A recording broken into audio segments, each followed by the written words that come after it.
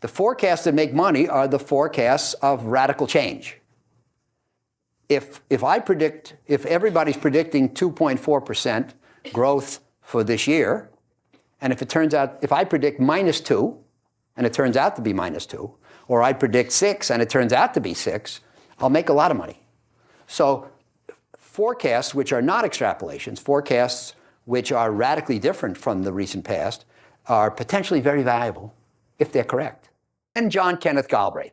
John Kenneth Galbraith, for those of you who are not familiar with ancient history, was an economist, but he was very, very smart. And he was not famous as an economist, but he played a lot of roles in government, and he was a diplomat. But he wrote some very good books, and one of them is called A Short History of Financial Euphoria. And one of the things he says is we have two classes of forecasters, the ones who don't know and the ones who don't know they don't know. Now, I don't believe in forecasts, macro forecasts. People who forecast interest rates, performance of economies, performance of stock markets. And I don't think that my efforts to be a superior investor and most other people's are aided by macro forecasts. So am I saying that the forecaster is never right? No, I'm not saying that. The forecasters are often right. Last year, GDP grew 2%. Many forecasters forecast that GDP will grow this year at 2%. That's called extrapolation. And usually in economics, extrapolation works. Usually the future looks like the recent past. So usually the people who forecast a continuation of the current are right. The only problem is they don't make any money. Because let's take the economy. Most people forecast 2-something for this year. A growth rate of 2-something is cooked into the prices of securities today.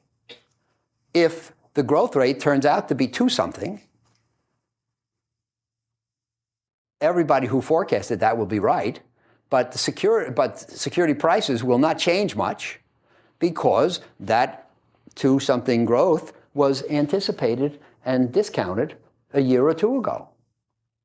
So all those people who are right won't make any money. Our forecast, so that's a correct. So most forecasts, extrapolation works all the time. Forecasts that are extrapolations work all the time, but they don't make any money. Logically, am I saying that forecasts never make any money? No. The forecasts that make money are the forecasts of radical change. If everybody's predicting 2.4% growth for this year, and if I predict -2, and it turns out to be -2, or I predict 6 and it turns out to be 6, I'll make a lot of money. So forecasts which are not extrapolations, forecasts which are radically different from the recent past, are potentially very valuable if they're correct. Of course, they're not of any value if they're incorrect. And if they're incorrect, they'll cost you a lot of money. If everybody else thinks it's going to be 2.4 and you predict 6 and it turns out at 2.4, you're probably going to have taken the wrong investments and lost a lot of money. So deviant forecasts, which turn out to be right, are potentially very valuable, but it's very hard to make them. It's very hard to make them correctly. It's very hard to make them correctly consistently. And somebody at lunch mentioned an early memo I wrote called The Value of Forecasts. And in one of, there was the Value of Forecasts, and then there was Value of Forecasts 2, I think, right? And in one of those, I reviewed the recent history of the Wall Street Journal poll. Every 6 months, the Wall Street Journal publishes the results of a poll of economists. And on GDP growth, CPI, value of a dollar, the price of oil, whatever it might be, a bunch of phenomena. They do it consistently. And they ask like 30 people consistently over time. And so it shows basically that most of the time when people get it right, it's because they predicted extrapolation and nothing changed. Once in a while, something changes radically, and invariably somebody predicted it. But the problem is, if you look at that person's other forecasts over the years, you see that that person always made radical forecasts and never was right any other time.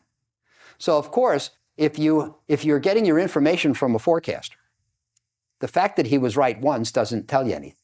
You wouldn't, the views of that forecaster would not be of any value to you unless he was right consistently. And nobody's right consistently in making deviant forecasts. So the bottom line for me is that forecasting is not valuable. And that's something that my experience has told me. So we don't know what's going to happen, and randomness will play a big role in what happens. And randomness is by definition unpredictable.